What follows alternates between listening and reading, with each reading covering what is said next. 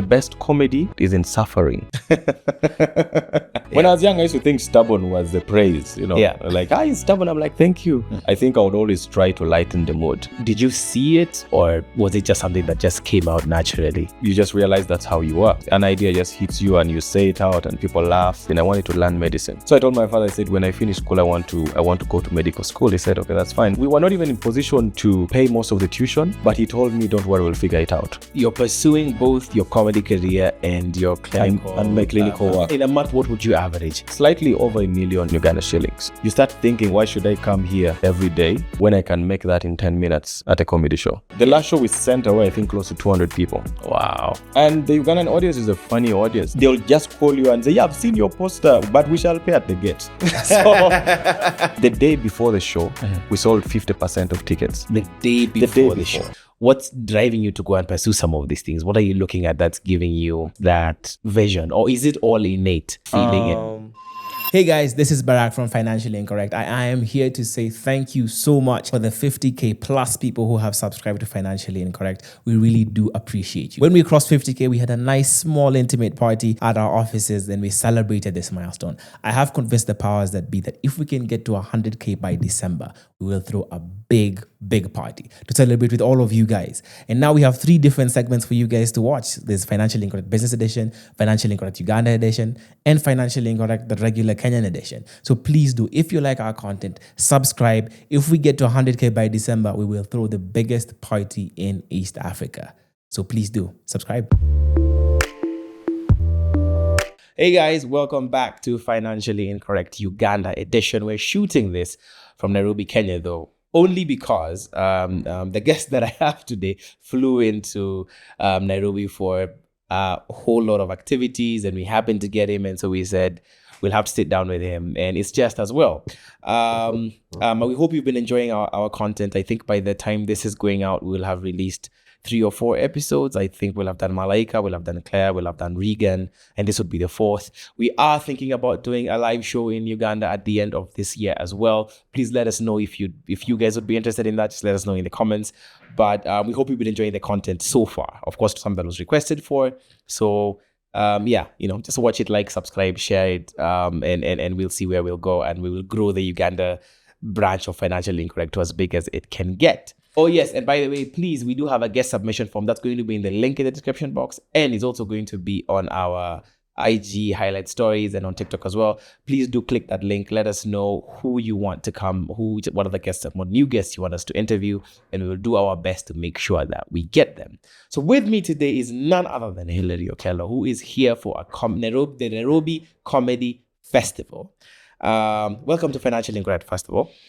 Thank you. It's an honor to be here. Yeah. I was given a preview Yeah. of what not ambushed per se, because I think when it's a good opportunity, I don't think it's an ambush. Yeah. Because an ambush normally relates to war. Something, and I don't think we are fighting. Yeah. So, yeah. So yeah, I'm excited to be here, and I want to appreciate you guys. Good stuff you're doing. Yeah. I think the podcasting in East Africa is sort of stepping up, and you're putting a brick in the wall. So yeah, we're trying. Yeah, we're trying. Okay.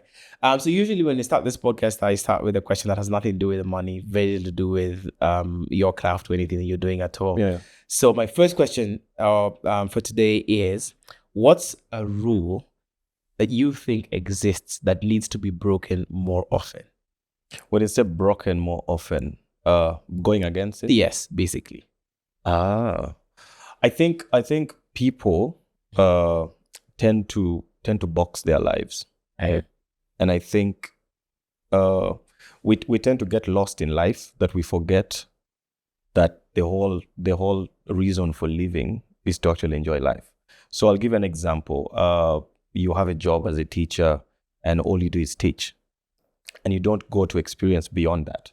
So I feel like life is too short for you to box yourself. Mm-hmm. And I'm tired of meeting people, and the first thing they ask is, so what do you do? Because life is not all about what you do.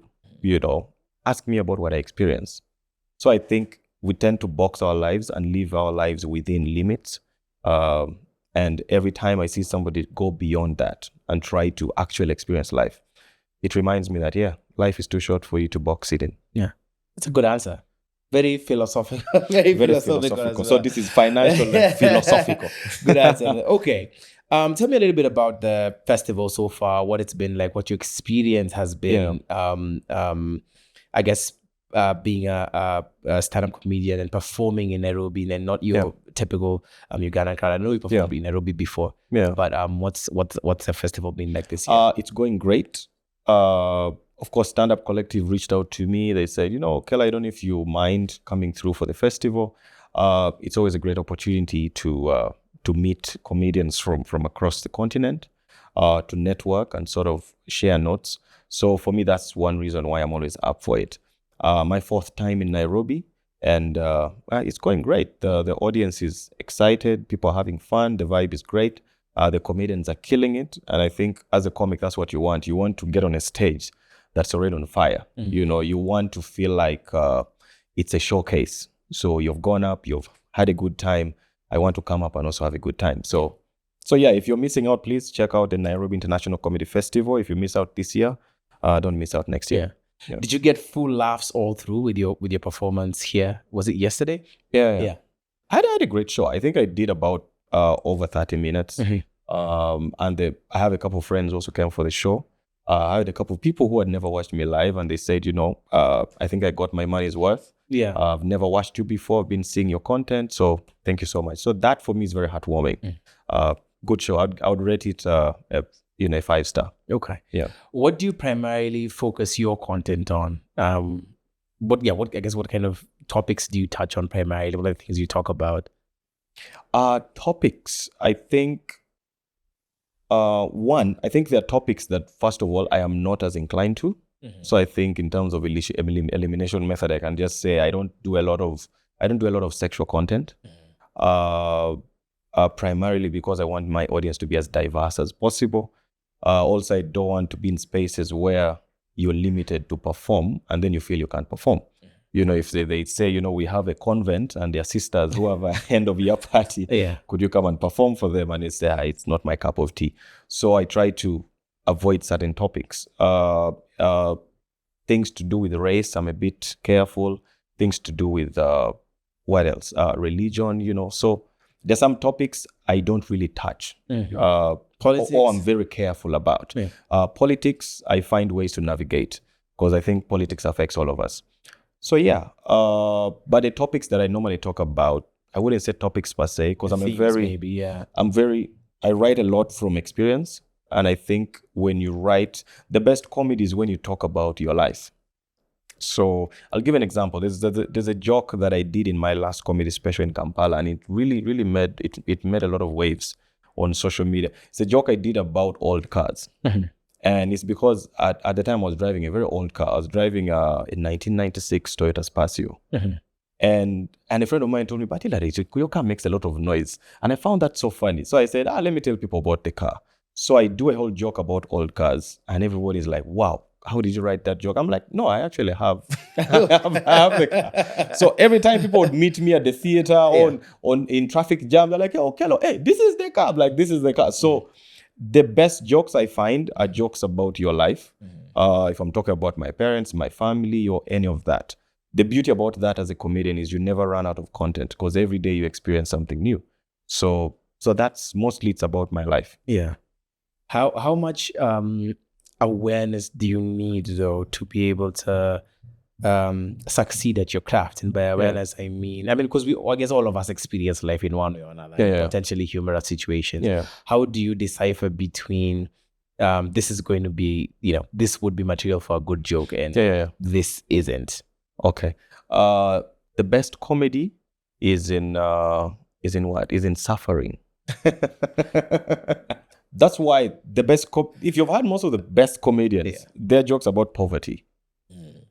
I'll give an example. You have friends and family in the city, in Nairobi, people are probably doing well in life, But the day you travel up country and go to the village and you meet your guys down there, they have the funniest stories.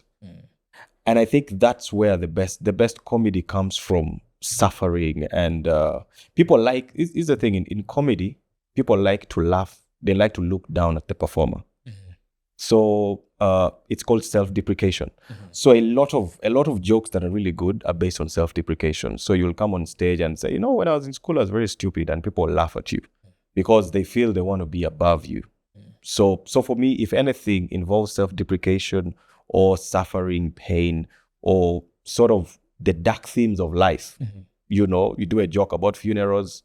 You see what I mean? You do a joke about being in a bad hospital and all this, or poor families versus rich families, those kind of jokes. Anything that makes the audience feel I'm better than this guy always work for me. Yeah.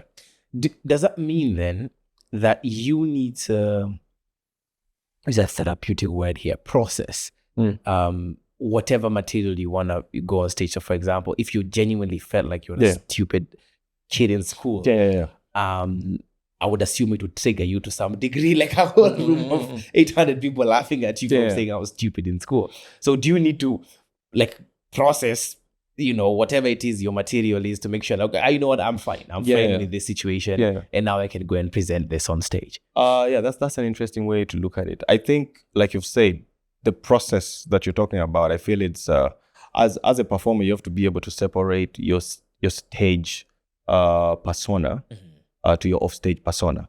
So their characters you'll see on stage. You'll see. I'll give an example of like Mr. Bean. Is super funny. Intelligent. Mr. Bean is very funny. And then when you read about his life, you realize he's an engineer. He's a highly qualified person. When you're talking to him, he's so intelligent. But the character that he portrays is so dumb, so stupid. You see what I mean? Incredible. So when he's writing his bits and his sketches, he's thinking, I don't think he's thinking, oh man, I'll look silly doing this. I think he's looking at Mr. Bean will look amazing doing this. So even me, when I'm writing my jokes, I'm thinking on stage, this is what I have to appear to be. And then off stage, this is who I really am. But stand-up comedy, compared to maybe acting and sketch comedy, with stand-up comedy, there always has to be an element of truth and an element of you being yourself on stage. So finding the balance is where the trick is. Okay. Yes. Maybe as we wind up this element of this section of talking about what stand-up comedy is like in Uganda, maybe just give us set the stage for us a little bit on what the scene is like. We've had 2 Kenyan comedians on this show. We've had Eric Lusavali and we've had Doug Mutai, who both talked about sort of what the scene looks like here. What's the scene like in Uganda? What's the audience size? Is it growing? What's the money like? So the scene in itself is it's weird because the scene in Uganda took a dip at some point. 2000, I think mid 2000s, maybe 5, 7, 8, 9, around there, to probably 2010. The scene was explosive. You'd have theater shows of like 1,000 capacity selling out every week. So stand-up comedy at that time was really at its peak. People were so excited about this style of comedy where somebody just holds a mic and tells you amazing stories. It was at a point where even musicians, like big musicians that you'd mention in Uganda, would also come backstage and say, can I jump on? Because they felt like that's the perfect stage for them to push their new music. So that's the level where it was at. But the challenge that the stand-up scene at that time had was it was mostly limited to the central region, the Kampala and surrounding areas. So upcountry, it wasn't as prominent. So now, if a few years later, it sort of dipped, because we had a lot of music coming into the comedy. We have popular shows in Kampala where there's, even when you look at the poster, the musician has a bigger prominence on the poster, which suggests that this is the reason you guys should come. And then comedians are just, you're lucky if they fix you somewhere. So even psychologically tells the audience, this is the person we're here to watch. These are just supporting acts. So that's where it sort of came to. But now there's a new crop of comedians who, we're trying to rebuild it and reframe the idea of stand-up comedy. So I, for one, I do 3 shows in a year where I do them at the theater in Kampala. And it's 100% English comedy. You find it's just comedy. So when you come in, it's stand-up comedy. And because of that, I feel like everyone individually building their brands and individually pushing a stand-up comedy collectively, helps us push the game forward. So right now, I would say it is on the uprise, but still I wouldn't compare it to the years that I talked about. Before. Yeah. Where it was before. But I think the only advantage we have today as compared to back then is now people are much more informed. And with the help of social media, it's even way better. When you can go to the deepest corners of Uganda and say, we have a stand-up comedy event, and people actually know what stand-up comedy is. Because back then you'd have a struggle. You go on stage and then you're talking, and then, you can hear mamas in the back. They're like, so this MC has talked for a long time. I don't know what time is he performing. What time is the performer? I can't be like, guys, I'm the performer. So it's interesting. But it's taken an uprise and it's going well. Yeah. How big is the theater? The theater where you host your 3 shows. What's the capacity? Okay, so we have the Uganda National Theatre, Uganda National Culture Center. It's called the National Theatre. Then we have like 3 other theaters. There's the Theatre La Bonita, which is about 900, 800, 900, I believe. Then there are other theaters or auditoriums per se for like universities that hold over 1,000. So I normally do the National Theatre. It's about 400. It's about 400. But I've had a problem, which I think is a good problem, when you fill up and you have to chase people away. So this year I set up 3 shows at the theater. I've been doing once a year, but then this year I challenged myself to do 3 shows. So I booked a show in March, in June, and in September. March and June, I was in my mind, I thought, okay, if we get 300, that's a good number. So we filled up the theater and chased people away. June came through and people are telling you, Hillary, I think you should shift to a bigger venue. And I'm like, nah, I don't want to just hop onto a bigger venue when you don't feel you're prepared. Same thing happened. Filled up, chased people away. So then I sat with my team and we said, okay, let's get a bigger venue and then see if we market even way better, if we can fill the bigger venue. So 7th November, we are doing Theatre La Bonita, Kampala. The show is called Uganda Must Laugh. So we've done 2 editions. The 3rd edition is coming up, and I hope it goes well. And I know when God is on your side, you can't fail. That's true. And I hope this helps the show as well. So this one, you're looking at that 900 capacity. 900 capacity. Okay. Yeah. So essentially it's double. It's double the other, yeah. But considering the last show we sent away, I think, close to 200 people. Wow. And the Ugandan audience is a funny audience. These are people who you know how you release a poster and you start promoting and telling people, guys, early bird tickets, get your tickets now, go online. They'll just call you and say, yeah, I've seen your poster, but we shall pay at the gate. So they'll call you to inform you that I've seen the billboard. Yeah, but reserve my seats. You're like, bro, I can't just keep reserving seats. Yeah. So it was interesting. The last show we had, on the day before the show, we sold 50% of tickets. The day before the show. But it's because as you're going into the show, like the day before, you're saying that we had 200 people. I'm like, you know what? Because at the time, I think we had sold about 100 tickets. Yeah. So I was like, okay, this show is not going to be the best. Yeah. But let's see how to work with it. Then the night ends. I wake up in the morning to check the dashboard, and we have sold over 200 tickets. So that's when I released artwork saying 50% sold. Now people call you. This is a funny thing. They call you to tell you, I've just seen the 50% sold. Yeah, but still, we shall pay at the gate. You're like, bro. So we get to the day of the event. The show starts 7:30. Yeah. By midday, we have sold over 80%. So I tell the ticketing person, I tell them, you block the tickets online, and the balance reserve some for the gate. Yes. By the time he took long to block. By the time we went to block, I think we left with like 30 tickets. Like per the capacity of the venue. So we had 30 tickets at the gate, and we had over 200 people come to the showed up. Yeah. So they closed the doors. They told them, guys, the show is full. But we had people who said, I've come from too far. Let me find where to stand. Wow. And then after the show, they say, Hillary, you didn't tell us it would sell out. Like, I told you to buy tickets. Yeah. So it's as a creative, it's a good problem to have. That's a good problem to have, yeah. So you just have to figure out a way to accommodate everyone who wants to attend the show. Okay. Yeah. A question on the what revenue model you're using. I had a conversation with a Kenyan comedian here who had just had a sold out show, and he did really well. He sold out 2 shows. Yeah. I believe there were 400 tickets per show. That's good. made a good amount of money. I think. Yeah. I think if I remember correctly, it was something in the order of 800 to 900,000.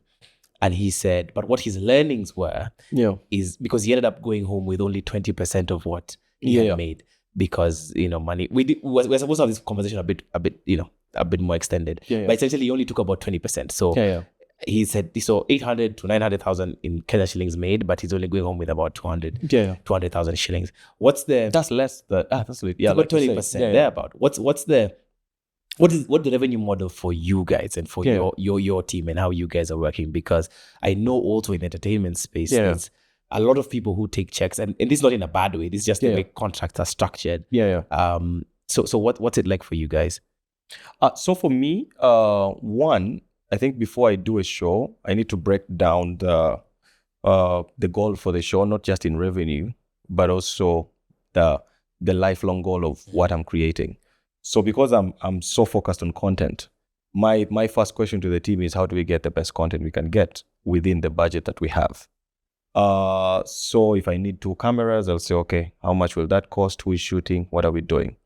Because I feel like the show can pay you money, can create revenue even after the event. So for me, it's mostly my goal. It's I'm going to create content at the show, and that content will make me revenue. Because of the content you make, you get a lot of deals and gigs. Ever since I did my first show in March, I think I've done close to 20 corporate events. Since March. And what's the difference between this year and last year? So this year, I think it has improved by over 100%. Because last year, you'll find in the whole year, I probably did like 10 corporate events. But this year, you're halfway through the year and you've already done over 20. But it's mostly because of people who watch your shows online and they resonate with what you do and the kind of content you do. Like I said, I won't talk about, I don't want to do bits that sort of make people, cringe. Right. So somebody will call you and the first thing they say is, Okello, I'm a big fan of your comedy. We were having a meeting yesterday and your name came up and I checked you out and it's really good. So would like to have you at the event. So that is the effect of the event you just did.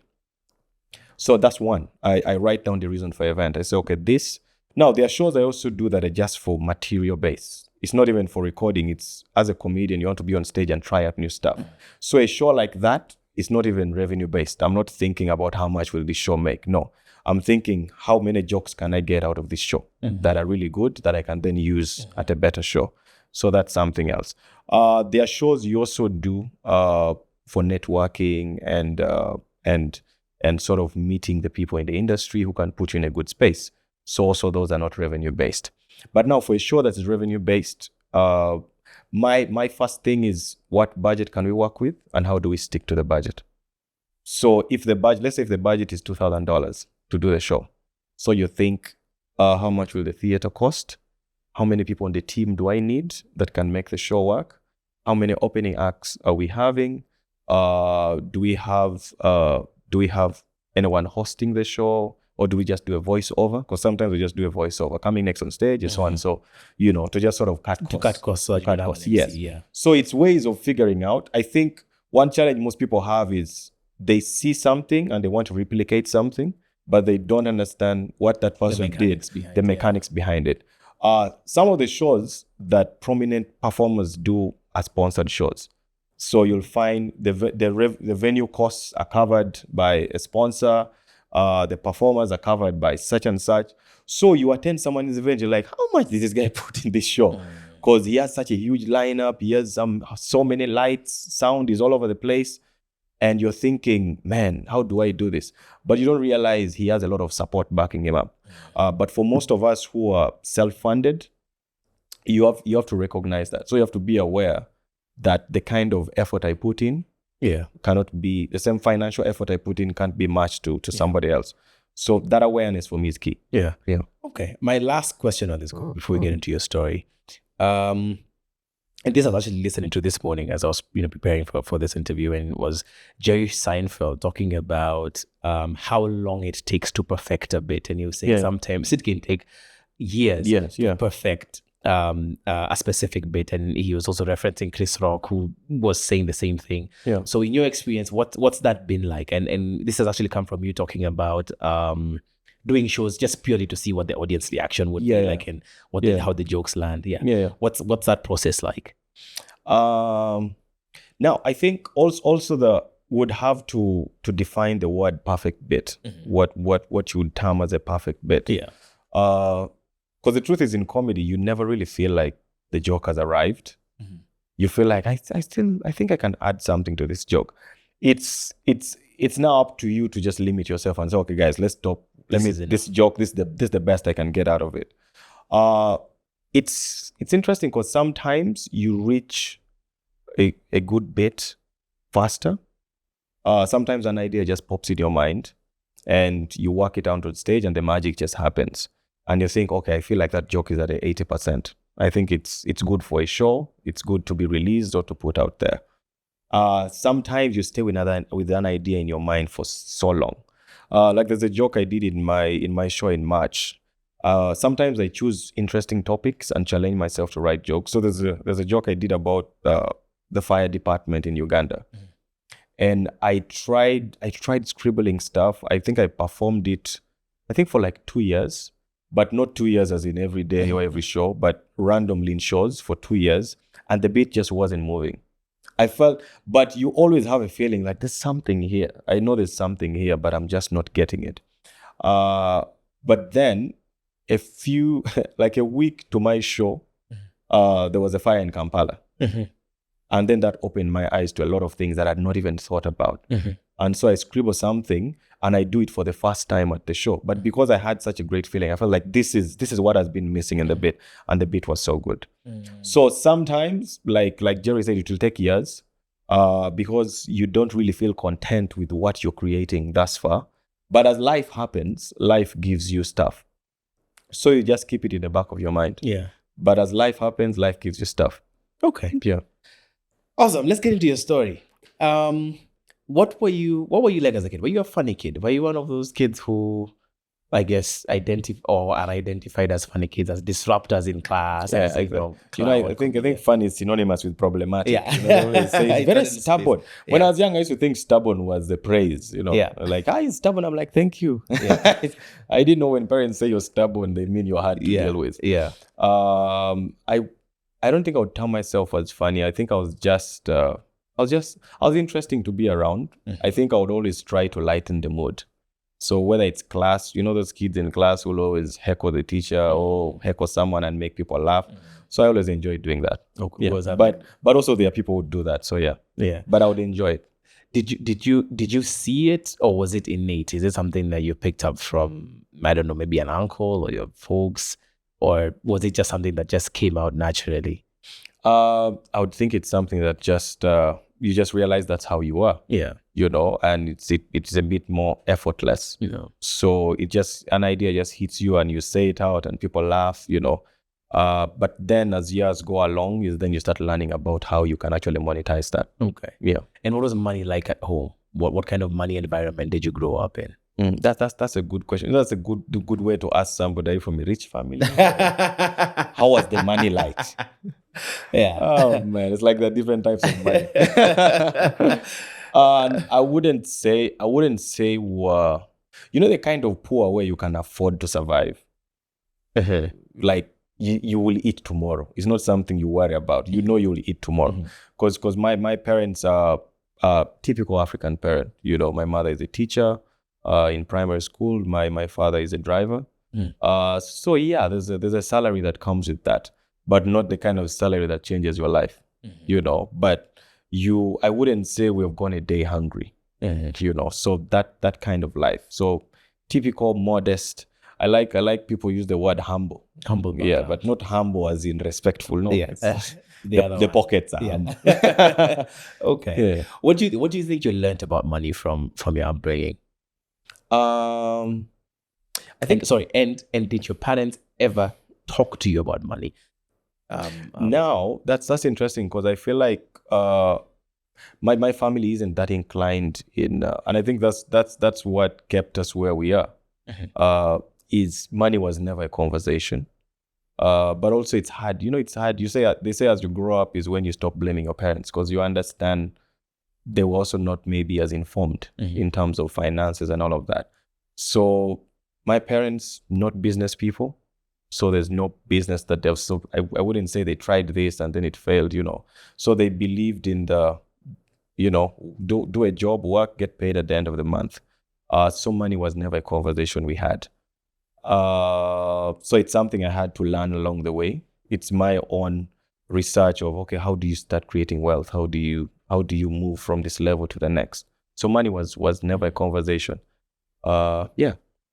Do you remember the first time then your folks ever gave you money, or when do you start handling money for your, even as a child?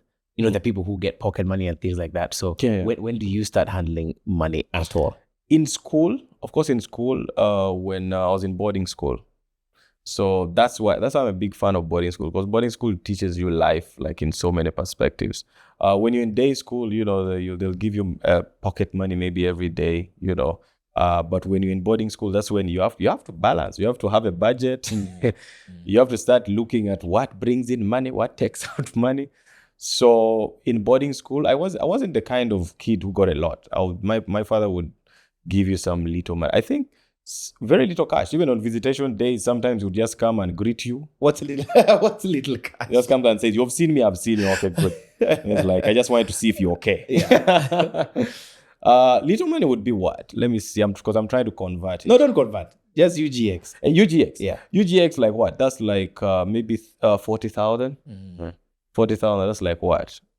Is it like 1,000 something? We'll convert it. We'll convert it. And we'll put it. You'll put it in there. Yeah, but again, this is the Uganda edition, so this one is for Uganda. So there are a lot of zeros. Yeah. Don't think I was doing well. Yeah. So it was one of. And that would take you for how long? That would, bro, for most of the term, because the term is like 3 months. So you had to figure out how to survive, And mid term, probably you'll make a call back home and like, things are not really going well. And then they'll ask you, so did you have lunch? You're like, yeah, I had lunch. Yeah, but I'm not really well. Like, it's a bit, will you have supper? I said, yeah, there's also supper, but I'm not really well. It's like, yeah, so you are well. If you're having 3 meals a day, you're fine. You're good to go. Yeah. Okay. But I think the beauty about being in such situations early on in life is you learn really how to make compromises in terms of things you want compared to what you need.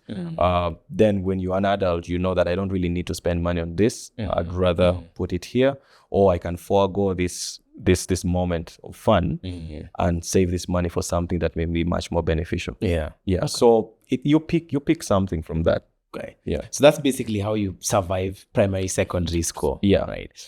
Okay. It's it would go as far as university as well. As university. Okay. Yeah. So even when you're even making the decision to go to university, is money a factor at all in your consideration for what you'd like to study or what you'd like to pursue? For me, money was never a factor, and also because my father was is pro education. So he'd always tell me, anything you want to do, you tell me what you want to do and I'll see how to make it work. Because for him, he believed he wants to make your dreams come true, even with his limitations. So I was so well invested in medicine. I wanted to learn medicine. So I told my father, I said, when I finish school, I want to go to medical school. He said, okay, that's fine. So I made some applications, didn't go through some, but then I finally made it to university and I did clinical medicine. And we were not even in position to pay most of the tuition, but he told me, don't worry, we'll figure it out. So he always looked for money here and there to make it work. And sometimes I would also come in to support. Yeah. So sometimes you would also contribute. Sometimes I would also contribute. So what are the things that you're doing to even be able to contribute to now at campus at university is when I started now getting into a bit of doing comedy, started emceeing events here and there. So the little revenue that would come would sort of help me and also help the family. Okay. Yeah. How did tell me? And even for most of the tuition actually that I paid for in school, most of it was credit. Because when I sat down with my parents, they said, no, what we do, I want you to study, but we don't really have the money. This is what we can afford. So then we had an agreement with a family friend who said, no, I can help support, and then you can pay me back later. Yeah. Yeah. And then I left school and I worked hard enough and I paid him back the money. Okay. So, okay. I also want to understand, as you're making this money, this MC or comedian appearance or performance money, where does that initiative even begin? Like, where is the first thought that you get, or the first impulse you get that you say, I can do this for money? What happens? What's that first scenario? And what's the first day you get paid for that? The first time, because I actually started doing stand-up as early as, I don't know the education system here, but in Uganda, the O-level, it's like secondary is divided into O-level and A-level. I don't know if the same here. So here, now we're in now we're in the middle of something where now we have to exchange. We have junior secondary and senior secondary. But I guess before, what it used to be was 8 years primary, 4 years secondary, 4 years university. Okay. If you do the British system, you then do 7 years primary. Then year 8 to year 11 is your O-level. Yeah, that's the O-level, and then 12 and 13 A-level. Okay. Yeah. So it means around year 9, I think year 9 or year 10, when I was still in school, I started like performing at random events at school, whether it's sports day or whatever events. I would write jokes and perform for students because that was my only audience. And then after that is when I got into university, because now with university you have more liberty to chase what you want to chase. I started going to comedy clubs, meeting people here and there, then started performing. Got into competitions, made some money, here and there. So that's where it all started. But I started as early as year 9. Oh, so year 9 you were writing and performing, I was writing in school. So is this like those what do they call it? The talent. Yeah, those talent days. So when people are dancing and stuff, you're doing. Yeah, or even like those, it's called what? Annual general meetings, parents have come and what? They say, we have students, those random ragged students with torn shirts who come and So So that's where you were. That's where I felt like that was the only audience I had at the time. Okay. And I really wanted to perform. Yeah. Okay. Yeah. And what's driving you, even when you're saying you're going to look for comedy clubs by the time you're done with school, now getting into university? What's driving you to go and pursue some of these things? What are you looking at that's giving you, I guess, that vision? Or is it all innate? Is it just a thing you're feeling? Two things. There's just that burning feeling of, I really need to do this. I feel if I don't do this, I will have not fulfilled what I would like to do in my life. But also, secondly, of course, is the conditions at home. Because you're looking at the situation at home and you feel, I need to do more to support my family and sort of be the extra hand of revenue, to support what's at home. But then also, thirdly, I think what is more inspirational is seeing people who have done it and you are around them. So when you start going to comedy clubs, you meet the Salvadors, you meet Kansime, you meet people who have been in comedy for a long time now, and you see what it has done for their lives. Because you'd go to these people's homes, to do content, and you're like, wow, this person stays in such an amazing place. And then they also talk to you and say, no, if you keep doing this and this, then this will help you. They advise you in terms of branding, what you should do, what you shouldn't do. So having those conversations, when you're with someone, let me tell you, when you're with someone and you hear them on phone discussing money, you're with someone who has made it and they're saying, let's do $20,000. And they're like, and you don't even have transport to take you back home. In your mind, you're thinking, how do I work to be like that person? Yeah. So I think being around success, it really plants the seed of persistence and the seed of hard work. Yeah. Okay. So you're pursuing both your comedy career and your clinical and my clinical work degree as well. at the same time. At the same time, yeah. Okay. So what's the next big thing that happens money-wise once you're done with, because you've told us, there's a credit element that comes in to be able to meet your fees. Yeah. So what's the big money thing that happens once you're done with university? First of all, I like your questions are very ambiguous, because now what's big money? This is what I mean. What's the next big money thing that happens? Yes, because I guess in our lives we have different money moments that change. Change the trajectory of our lives, that either it's either for the good or for the bad, or maybe things just stay the same. Yeah. But like, what's the next big thing, right? Because at this point where we've understood is there's you're not happy with the situation at home. You're feeling like you need to put in effort to be able to help at home. So you're pursuing the comedy. Yeah. You've pursued a degree again with the purpose of bettering yourself, being able to make money using the degree as well. Yeah. And there's a credit element. So that's where we are at right now. Yeah. So I'm trying to understand Yeah. what's the next thing. So what happens is I finish school. I finish school and I start working in some medical clinics and medical centers. But also at the time I was now juggling with comedy as well. So if I'm not in a clinic, I'm at a show. So I do clinical work for about 4 years. But in those 4 years, you're now pushing your brand in comedy and people start noticing you. People start calling you for events. You're busier on weekends. So where you'd have a span of 6 weeks without getting a private event, now every 3 weeks you have something happening. Even the regular comedy shows where probably they would call you once in a month, they're now calling you every week. Are you available this week? So financially, yes, that puts you in another level, which is good because there's a sense of stability and you're able to predict your income. You feel like, okay, next week I'll probably get this, so let me plan for this, What really changes for me at that point is I made a decision now to leave the clinical bit of my life because the comedy was really taking off. The trajectory of comedy was super ambitious, but also there was exponential growth. So you would see that there were moments where you had to make a decision whether you're going to work or you're going to work. So that's when I told my father. I said, you know what, I'll quit my job next week. And of course he was not happy. He was like, nah, but why would you do that? And he didn't really get it. But then he starts seeing you on TV, he starts seeing you on shows, and it's people around him who start making him feel nice. Because it's people around him who say, I saw your son yesterday, we had a very nice show. Like, hey, yeah, my son is a comedian. So then he starts getting into it, and these days he's a very supportive person. Yeah. So for me, that was it. I think the big step there was to make the decision to step away from my clinical work and then focus entirely on comedy. Okay. How much were you being paid at the clinical job? What's that sort of average pay scale for the work? That was like, so per day they would give me like what? That's like 70,000-80,000. But they pay How much is that? Per day? Yeah, they pay you per day. Okay. So because two clinicians were working there, so they'd pay you per day. Some would do day and night. Some would just do day, and then night probably I'd go somewhere else.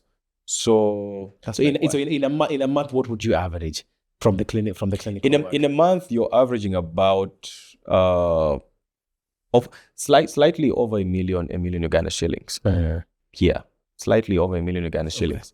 But then now that's where you now get to make the decision because you're making that at an event for 10 minutes. See what I mean? So you start thinking, why should I come here every day when I can make that in 10 minutes at a comedy show? Yeah. Okay. That makes sense. And with this 1 million shillings that you're making in a month, what does your monthly budget look like? Where are you spending your money? What are your expenses? And at the time I was still staying home with my parents. So very little expenses. Yeah. So you're not really, but you're supporting family. You have siblings, who are going to school. You can't be the guy who comes home and just eats and takes tea and then leaves the next day. It doesn't make sense. So you find ways to support the family where you can. Do you remember, for example, like what percentage would go to, I guess, the family? What percentage you were keeping? Were you saving anything? Were you investing anything? I think I would spend like 40% at home. And then the rest, I would spend it on equipment because now I want to go into content creation. So I started buying cameras, microphones, things like that. Also, in terms of as a performer, now you're looking at your stage attire, your travel costs, because then I started doing shows. I would start going to Rwanda. I said, I want to go to Rwanda. So you book a flight. So you start doing things that you feel will add to your brand. Yeah. Okay. And these 4 years of clinical work, is it largely the same? I mean, in terms of the amount of money you're making, doesn't shift much? No, it shifts. Yeah. It shifts because when experience with clinical work, experience pays you more. Okay. So the more you work, the places you work change as time goes. So you start getting work with the ministry, you start getting work with NGOs, and even the networking. There are people you start meeting who are in better spaces that put you in better spaces. So the money actually, starts coming through. But the challenge with me at the time is also my comedy career was really kicking. So it's one of those things where you say it's a catch-22. You don't know if I should stay here or you should, because all of them seem to be going well. Yeah. But then I'm also very passionate about comedy. The comedy. Yeah. By the time you're leaving at your peak at that 4-year mark, what then would you be averaging per month from the clinical work? From the clinical work, I think close to like $800 maybe. Yeah.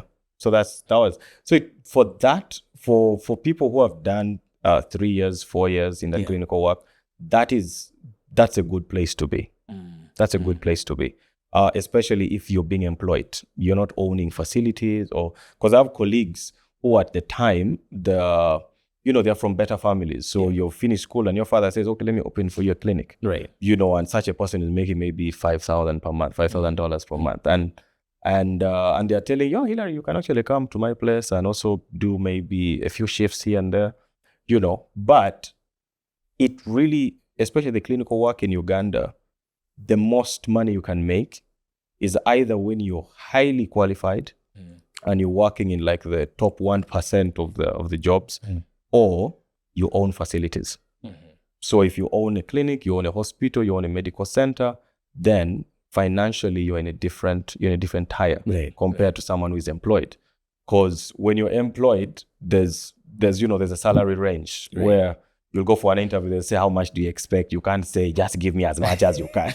You have to speak within the average, payment. So it's not the more you work, the more we pay you. No, it's we pay you this. While for comedy, and I think that's one of the reasons why I stepped to comedy, because for comedy, I felt like I have more control of what you can demand, what I can get.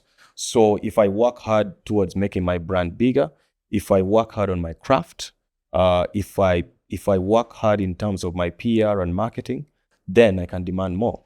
Because when you're starting out and you ask somebody for $100, they're like, but I don't even know you. I'm even giving you an opportunity to step on my stage, But then you say, okay, it's all right. So you say, okay, I won't be able to perform for you. But then you work 2 years later, that person calls you back like, Okello, my guy, how are you? Like, I'm okay. How is everything? It's like, I need you to come to my stage. They're like, you'll give me $1,000. Like, but anyway, you come. Because now you've put yourself in a space where is convinced your brand can demand for that at the moment. Yes, as compared to the clinical work that you are doing, as much as you're handling patients and people are happy, people are getting better, blah, blah, blah, your customer care with the patients is amazing. Your employer won't say, I like the way you've improved this time. Let me increase your salary. Yeah. Instead, when you ask for a salary increase, it's going to say, okay, we may not be able to manage you. So let us get somebody else who has similar skills to what you do, but they'll just do exactly what you want, and we shall pay them what we can. Yeah. Well, that makes sense.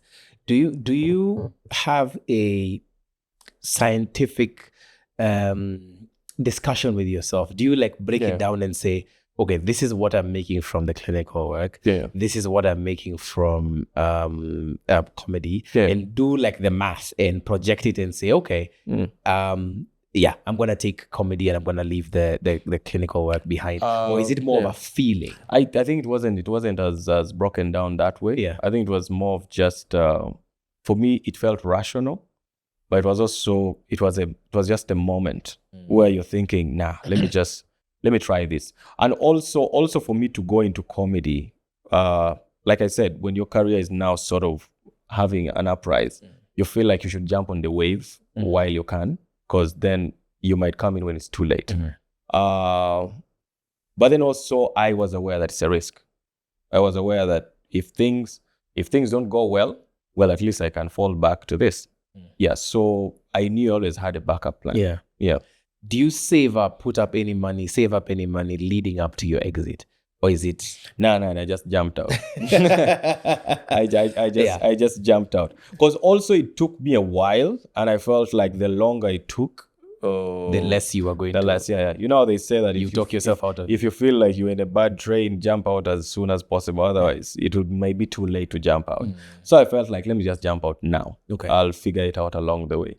But also, like I said, at the time I had people I was working with and there were projects we were doing. So I felt like 2 years, I'm good for 1 or 2 years. Yeah. Because we had regular shows that were running. So unless there's like a national hazard or something, that's when things like COVID that you can't predict, you know. But as far as the times were going, I knew I'm okay for the next. And for the what next year years. was this by the time you're quitting the That was actually towards COVID. That was 2021, 2022. Yeah. Around there, yeah. So it was around the time COVID. Around the time COVID was about Yeah. to start, yeah. Okay, and I would assume, and this is a very ignorant assumption, Yeah. that clinical work would have been quite busy around that time potentially. I would say Or would have been a valuable profession. it would be valuable. Yeah. But also at the time, and this is something I also forgot to mention, at the time I was working on radio as well. So I had a morning show. You see what I mean? Like I had a lot in my hands. So clinical work at the time for me, it just didn't make sense. Because also my radio thing was working well. My comedy was moving, and I felt it was just, I had too many things on my table. Yeah. Yeah. So it seems like at that time you're averaging like 3 jobs essentially. Yeah. Yeah. How much are you making at that point in time at your peak? And again, is your spending still similar to before, 40% towards family? Yeah, because then I was equipment? still at home. Yeah. So most of the money I made, I was saving up for most of my shows, because 2022 is when I did actually my first big show at the National Theatre. So most of that year, I was saving up money for my first show. Then you're also thinking like equipment. You're looking for cameras, are damn expensive. So all of the things, most of I think 30% of my income was being saved up towards getting stuff that I think would add to my content creation work. Yeah. Yeah. How much did the first show cost? How much did it cost you to pull it off? The first show cost me, I think about that's like what, $1,500, I would say. Yeah. Yeah. So what does that come to in UGX? I'll ask. Yeah, that's like What is to break it down for me? it's not more than 5 million, I think. Yeah. Yeah. Thereabout. Okay. So do you ever get to a point where 5.3 million UGX? Okay. Do you ever get to the point where you question, because of the financial pressures, you question leaving the clinical work? Is there ever a point where the tap sort of, whether the word is run dry or you know, sort of reduces, and you're like, okay, I don't know if this was a good decision to make? Nah, I don't think I've ever had a moment like that. To this date, you still have not. To this day, I don't think I've ever. Yeah. Never. I think that maybe the moment where you would have just a glimmer of such thought is because people still associate with you as a medical personnel. I still have inquiries. So you have people meet you, and man, I don't know why people like free things. Like you may say, "Hey, doctor, how are you doing?" Said, "I'm okay. There's a swelling I have." What do you think is, you know? Yeah. And I'm always upfront. I say, bro, I haven't done that job for a long time. So I will ask a few friends, and then I'll share the information with you. So sometimes I actually struggle sometimes with clinical information, you know, with medical information. And I'll be upfront with you. I'll say I haven't, because medicine, funny thing about medicine is it's always updating.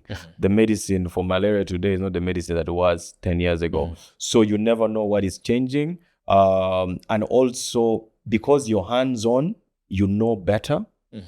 Some things just, they're on your fingertips. You know, somebody says, I'm struggling with this and this. Like, yeah, you should probably check out this. Great. So because I haven't done it for a long time, sometimes I'll take a while to give you an answer. Yeah. But I'll always make sure you're aware that I'm not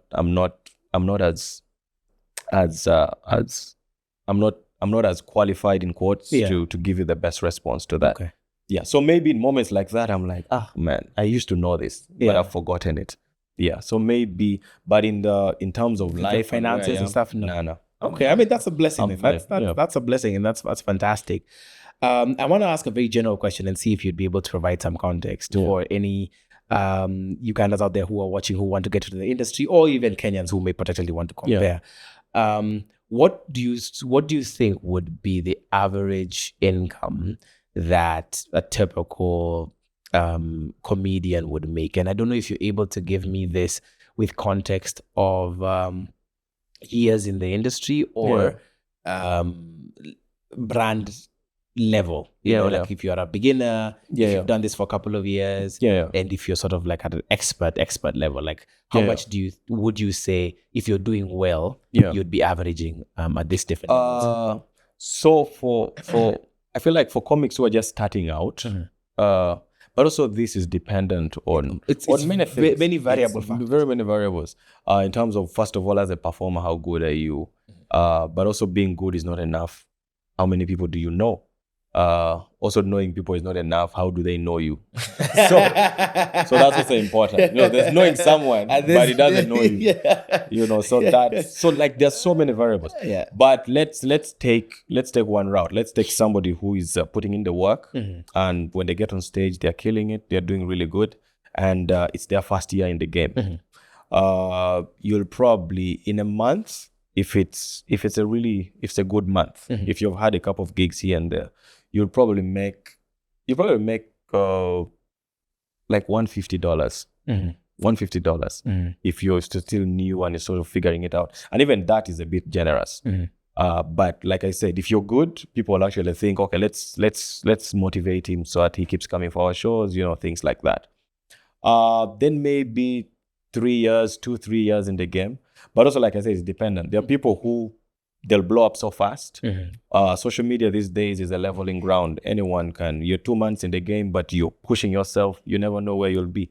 So if you're really working on your social media, working on your brand, you're networking well, you're putting in the work, you'll probably get to now maybe $400 in like 2 years.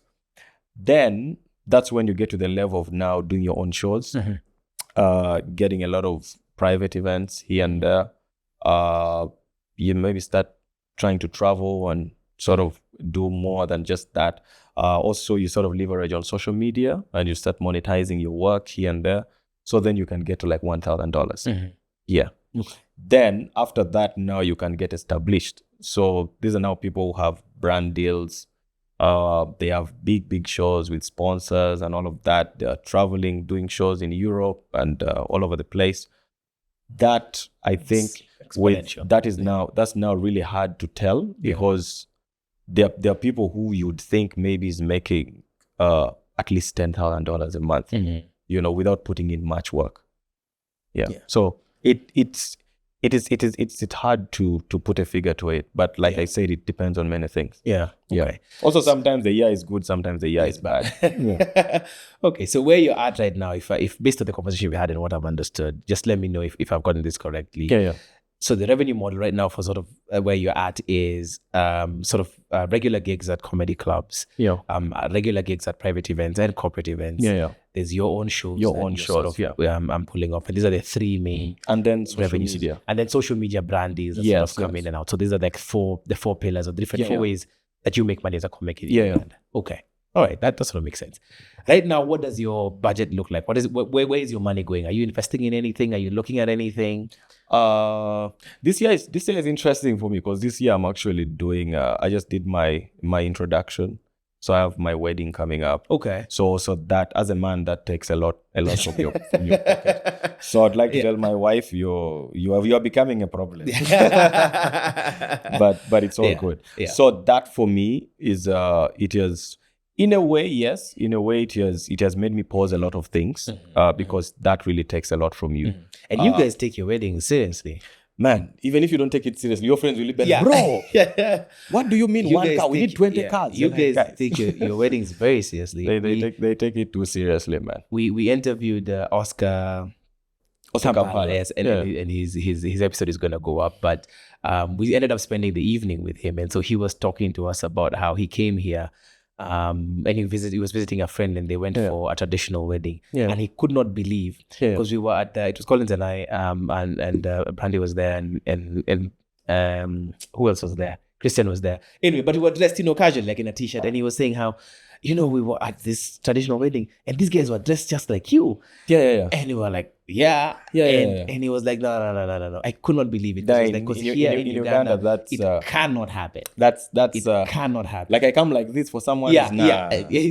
Like, bro, if you don't like me, tell me. If we're not friends, tell me today. Because he was saying apparently the wedding isn't just for the bride and the groom. It's never for the bride and groom. Everybody will get an outfit made for the wedding. Yeah. It's never for the bride and groom. It's never you're the poster. We call the poster boy and poster girl. Yeah. But everybody's coming. Coming to show out. So I have relatives who are in the UK and in Europe, and some of them missed the introduction, and they have never forgiven me. You should have told us earlier so that we plan. We need to show these people who we are. Like, which people are we showing? We're not fighting here. It's so for some people it's a reason to show what they have. Sort of. Yeah. I think we have a lot of that element of bragging, and we want to put on a show for you guys. Yeah. But for me, I'm not that kind of guy. I think for me, I just try to keep it simple and keep it going. And when you're doing these things in the culture, expense it's not a thing that's even thought about. It's not a factor that people consider. You as the bride and groom, it's something you consider. There are people attending. They'll give the weirdest contributions in terms of suggestions. But I'm wondering, so even if you are attending a friend's wedding, do you think about the cost of getting your outfit made for that wedding? Or is it's for me, it's not a big deal. But I would understand in terms of the people I'm going with and also the bride and groom. So their weddings I've gone for where the bride and groom will tell you, so Hillary, don't forget Saturday, it's all white. You're like, hi, do I have any white shirt? Now you have to go and figure out a white suit or, an all white outfit, because now you're doing it for them. Right. Right. Sometimes it's the crew you're going with, because most times they invite you in groups, like workmates or friends or colleagues or, people I went with to school. So you have like that group, and guys are like, so guys, how are we arriving? Like, what do you mean how we arriving? You arrive, I will arrive. They're like, no, let's go in navy blue suits, and then you're like, all right. So most of the suggestions come from people like that. So you end up doing it to blend in and sort of just make it a happy occasion. Okay. Yeah. All right. So I mean, albeit I guess your wedding has taken a hit on your finances and stuff on pause. What are the other things that you're sort of looking at, typically speaking? Like, what would you be looking at next year to put money in? Yeah. So for me next year, I think I spend a lot in content creation. So for all my shows, I spend a lot in production. Then I'm trying to get as much equipment as I can, so you have things that you just work with. You don't need to keep outsourcing. But then now moving forward, and this is the goal that I think now I'm planning for next year. It's what I wanted this year, but now I'm extending it. Next year, I want to do a European and African tour. So that also becomes it's something that you have to plan for. So you have to plan your flights, your bookings, your visa fees, and all of that. So it's something I'm thinking of, like, that's like, if I get like maybe $8,000 or $9,000 and you set aside for like maybe 5 shows in Africa and then Europe and whatever. And those are shows where you'll make little money here and there, but most importantly, you're creating content and then you're putting the brand to another level. Yeah. Okay, that makes sense. I guess it looks like your investment is still largely you. You're still investing largely in you, and that's your plan. Do you have any things like rainy day funds, emergency funds, or anything like that you've put money aside for? Yeah. Like I said, growing up for us, money was not a conversation. But when you start thinking about your life and where you want your family to be, then you start asking yourself, what can I do to be better than where I was from? So I'm now into trust funds. I have like 2 trust funds that I've set aside where every month I have something I'm placing there.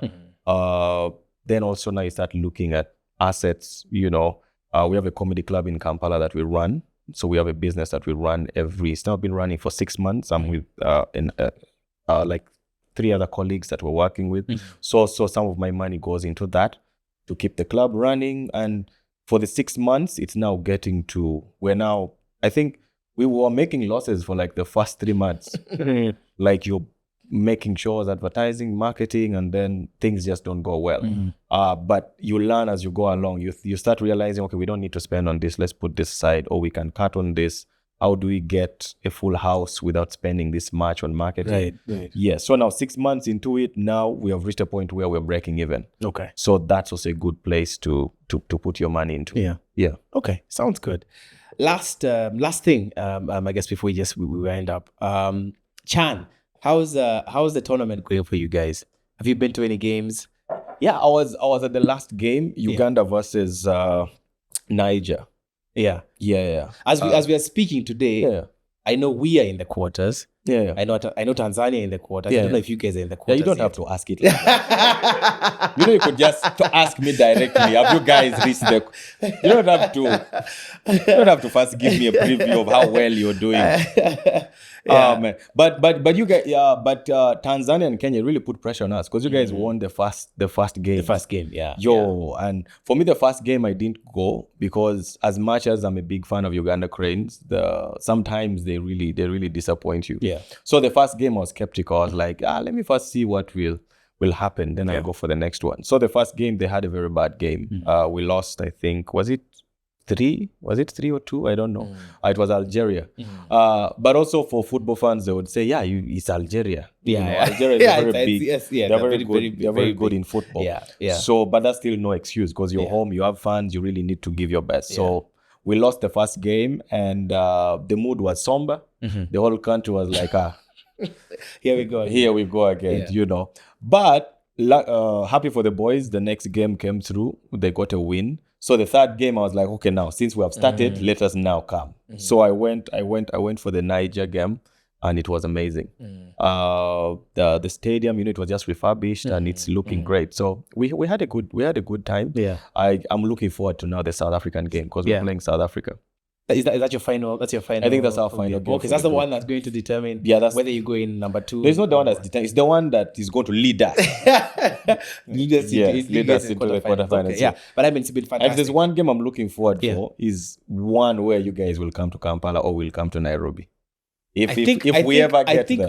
I think we are projected to top our group at the moment. I don't mind about projection. So it means you. Means you guys would come here. There's no problem. In fact, I think. So those who are topping the group are the ones who get to host. Yes, because I see what you mean. Yeah. So if I'm not mistaken, because this interview would be going out, because next week is Regan's episode. It would be the week after Regan's episode. I think we would be. It will be done or before? It will have happened. The quarterfinal would have happened. So okay. Then I think let me give 2 speeches. In case we win. I told you guys, man. I told you we're going to kill it. You guys have nothing on us, man. Like Uganda Cranes all the way. Yeah. See you again at the AFCON. Just do your concession one. Okay. Then the second one. The players were sick. We need to do better. I think we need to do more medical tests. You can't have a striker who has cough because how do you head the ball when you have something itching in your throat?